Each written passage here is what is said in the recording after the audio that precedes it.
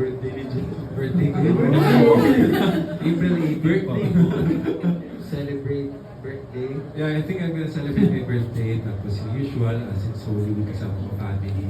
And hopefully makakatch up ako sa mga friends ko na hindi ko pa nakita for years ago. Ako naman po siguro for Holy Week, uuwi po ako ng bahay namin. Taga saan ka ba? Sa likod ng po Lessenburg. Ay, akala ko naman probinsya. Pero Tagatan lang ba na? baka papakita po sa family. Ay, hindi ka ba nakikita usually ng pamilya mo? Na-busy po ako eh. Like, Okay. Actually, parang kami po, hindi po kami masyado nakakatuloy.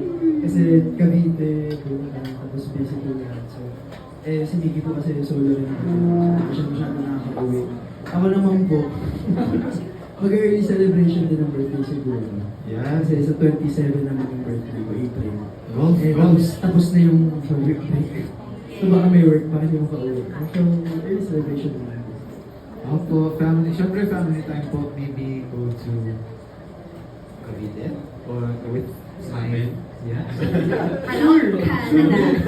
Cavite pala. And relax. Ganun po. Baka traffic po eh. So, Oo, ano? pala. stay. Pahinga na lang natin. Mature na talaga sila. Yung pagod na.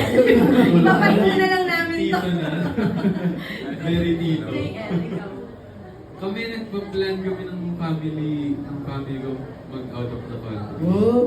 Kasi yun yung hindi pa namin nagagawa together. So, sana mangyari siya. Or this year sana.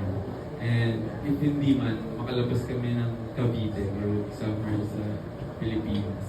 Yun.